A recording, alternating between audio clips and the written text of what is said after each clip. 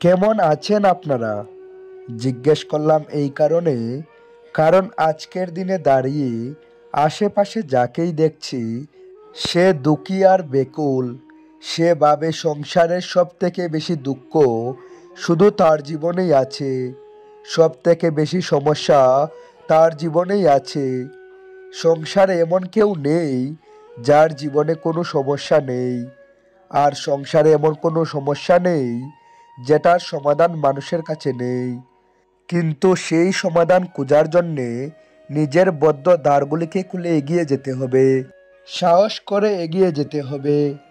কিন্তু কিছু মানুষ কি করে, নিজের মাথায় হাত দিয়ে কোনো এক কোনায় বসে নিরাশ হয়ে নিজের ভাগ্যকে তিরস্কার করে। না, এটা কখনোই করবেন না। কর্ম করুন, এগিয়ে যান, সাহস দেখান, আর সব থেকে জরুরি কথা, সংযম হারাবেন না। কারণ আপনার লক্ষ্য যতই কঠিন হোক না কেন, সেটা অবধি পৌঁছানোর রাস্তা আপনার পায়ের তলা দিয়েই সর্বদা যাবে। এই সংসারে কি এতটাই অন্ধকার আছে যে এই প্রদীপের অস্তিত্ব লুকিয়ে রাখতে পারে? না, উল্টে এই প্রদীপ অন্ধকারকে আহ্বান জানায়। নিজে জ্বলে এই সংসারকে আলোকিত করে এই ছোট্ট প্রদীপ। এবারে যখন এই ছোট্ট প্রদীপ অন্ধকারকে ভয় পায় না, তাহলে আপনি কেন অসফলতাকে ভয় পান? আপনার অন্তরে একটা অমর আত্মা আছে, শুধু দরকার ওই আত্মাকে জ্বালিয়ে দেওয়া। নিজের অন্তরের এই আত্মাকে জাগ্রত করে দেখুন, সব স্পষ্ট দেখতে পাবেন। ক্রোধ, ক্রোধ কি সেটা কে না জানে? সব আয়ু, সব বর্গ, সব শ্রেণীর মানুষের ক্রোধ অনুভব করা হয়ে গেছে। এমনকি কারুর কারুর তো পরিচয়টাই এইভাবে দেওয়া হয়। কিন্তু এই ক্রোধ কি করতে পারে সেটা খুব কম লোকে জানে। ক্রোধ কিছুটা এরকম, কোনো জ্বলন্ত পাথরকে ধরা আর সেটা কারোর দিকে ছোড়া। এবার এটার পিছনে আমার ইচ্ছা থাকে সামনের জনকে জ্বালানোর, কিন্তু তার আগে তো আপনার নিজের হাত জ্বলে যাবে।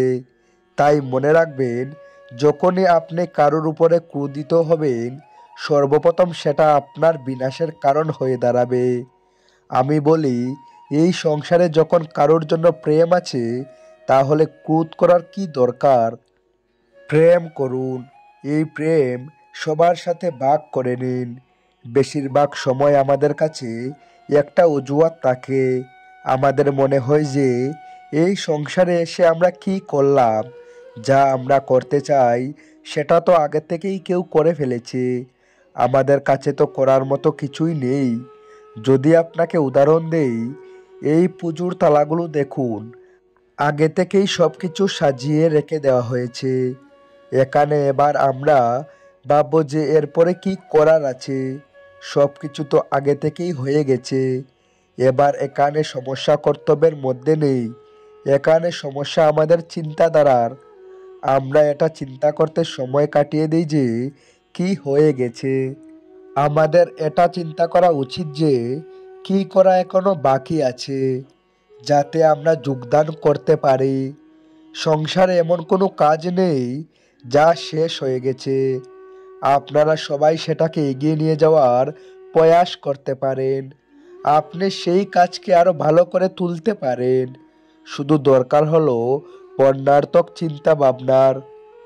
তো প্রিয় বন্ধুগণ, আজকের এই ছোট্ট ভিডিওটি এতটুকুই।